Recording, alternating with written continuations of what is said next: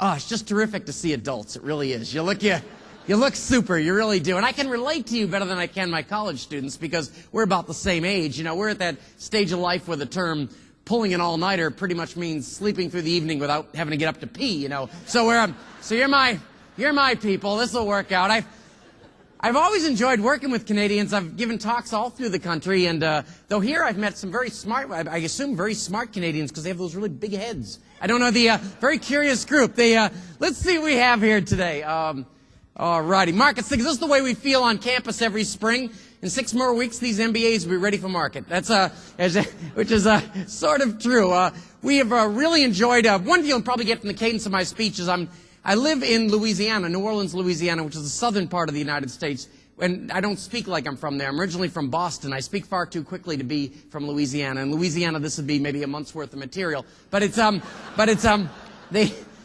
I married a local girl. I'm raising 2 Cajun kids. Got the whole thing going. And it's funny because when I got my job managing all the money for the state of Louisiana, a lot of people still having that war in the United States in the North and the South. And I realized that because 2 weeks into the job, I had to testify in front of a Senate committee. And I got up there, and the senator said, "Before you get underway, why don't you tell this committee where you're from?"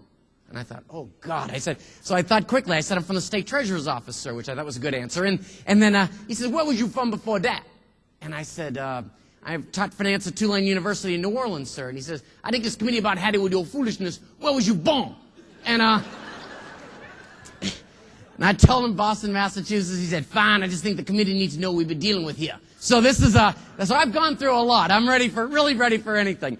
Couple of things. Don't take any of this too seriously. One reason you might not want to take any of this too seriously is my own short-term investment track record. I have been actually a very good long-term investor over the years. I've been doing this for 26 years, but short-term I've had my problems.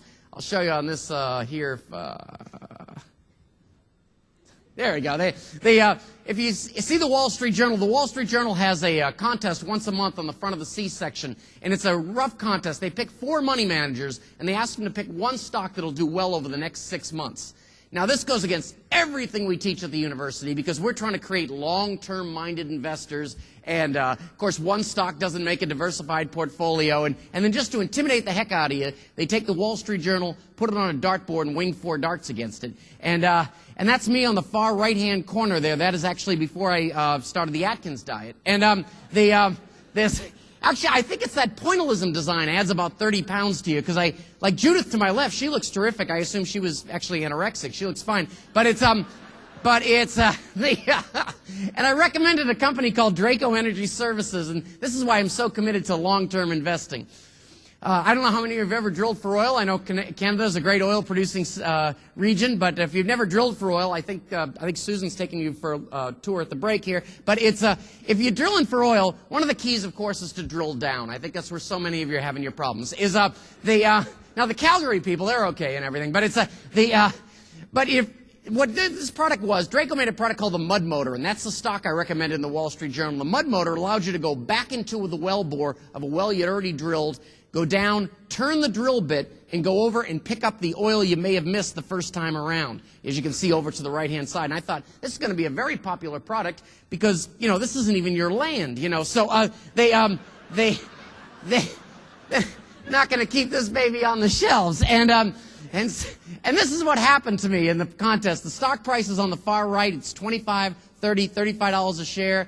The contest basically started at the far left, and I'd say on this screen, about 1 foot before the end of the contest, that's where the contest ended, just before it took off. So I recommended the stock at 26. It closed at 26.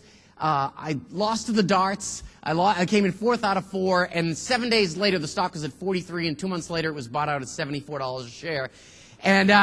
But I learned so much about myself, though, because I told my wife what happened. I said, "Honey, you know what stock I recommended in the paper? Well, now the game's over and the stock's soaring." And she said, "Well, don't we own some of that?" And I said, "Yeah, but I lost the game." And that's a sign you need to get out more, really. I have had better luck in the past, so you have more confidence in me. I was in a stock picking contest against one of the top finance minds in America.